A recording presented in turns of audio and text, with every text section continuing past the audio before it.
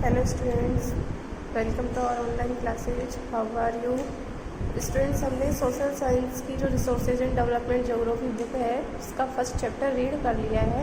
उसके question answers आज मैं आपको रीड करवाने जा रही हूँ, एक्सप्लेन करने जा रही हूँ। आप उन्हें ध्यान से देखिए एंड उसकी PDF भी मैं आपको सेंड कर दूँगी। तो क्वेश्चन आंसर्स को आपको नोटबुक में नोट करने हैं, लर्न भी करने हैं और नोटबुक की कॉपीज मुझे चेक के लिए सेंड करनी है। Okay students, let's see.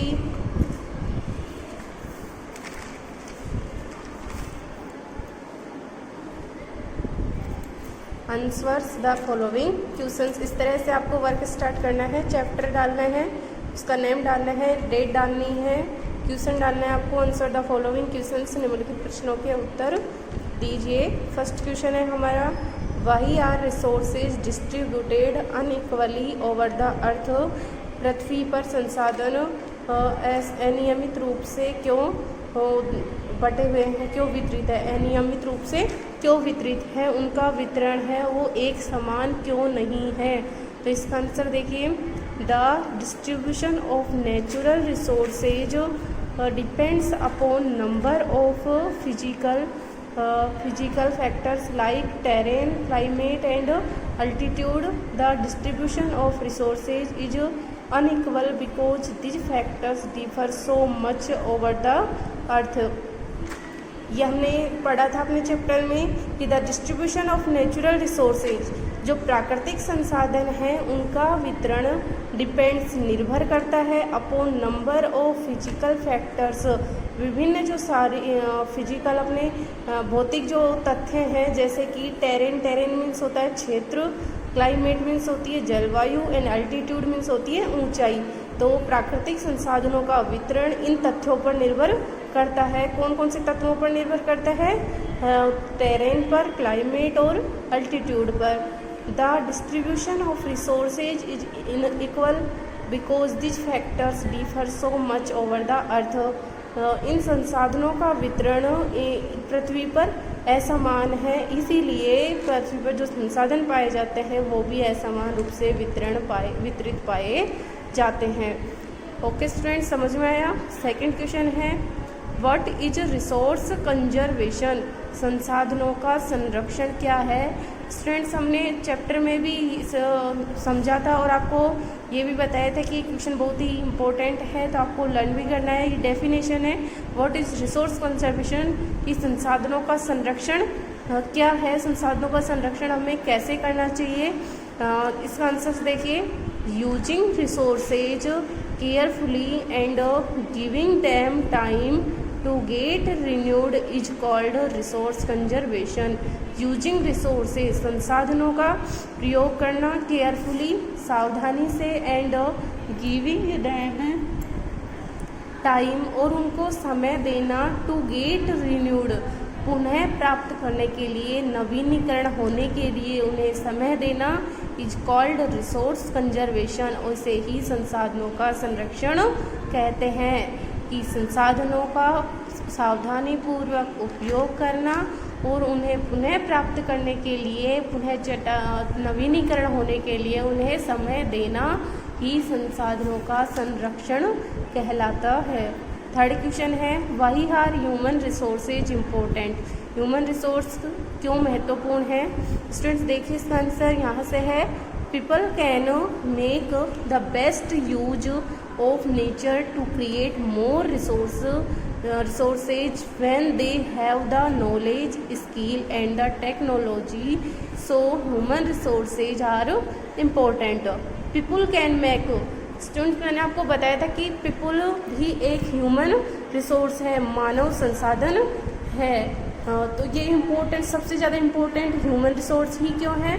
क्योंकि people can make the best use, क्योंकि जो आदमी है वही प्राकृतिक संसाधनों का सबसे अच्छा उपयोग कर सकता है। To create the more resource, और अधिक संसाधनों बनाने के लिए प्राकृतिक संसाधनों का सही प्रकार से और अधिक उपयोग कौन कर सकता है? पीपल ही इसका यूज कर सकता है।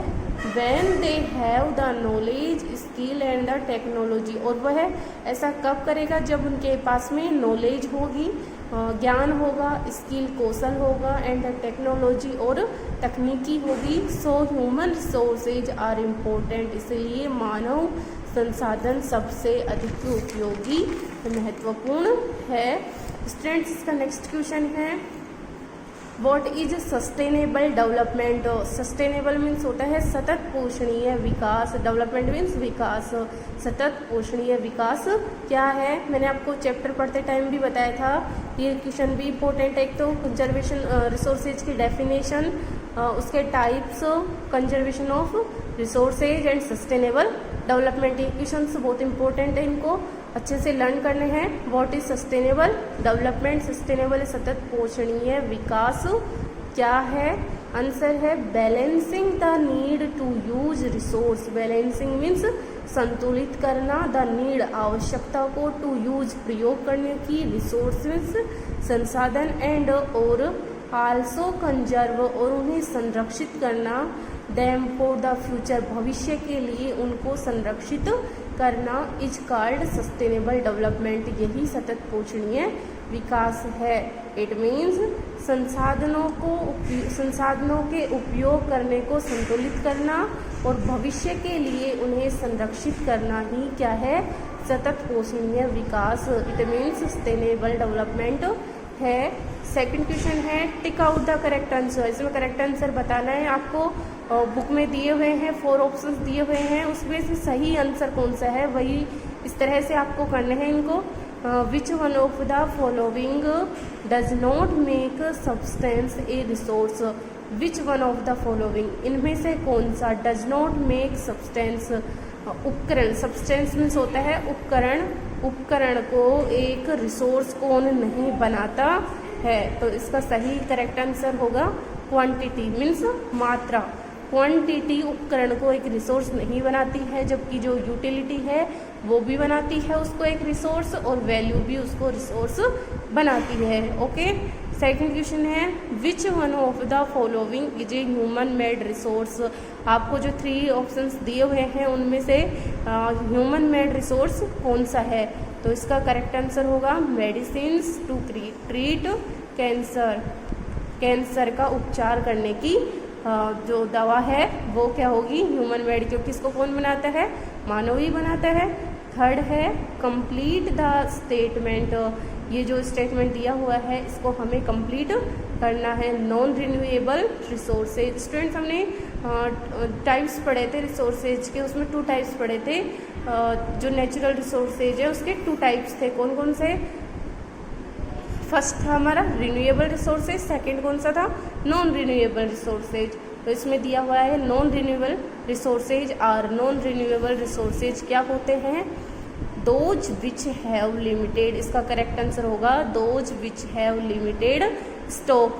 नॉन रिन्यूएबल मीन्स होता है नवीनीकरणीय, तो वे संसाधन क्या होते हैं, लिमिटेड, इनका लिमिटेड भंडार होता है, सीमित भंडार होता है, इन्हें पुनः प्राप्त नहीं किया जा सकता, इन्हें बनने में कम हजारों वर्षों का समय लग जाता है, जो मनुष्य की जीवन अवधि से भी अधिक है। ऐसा हमने चैप्टर में रीड किया था।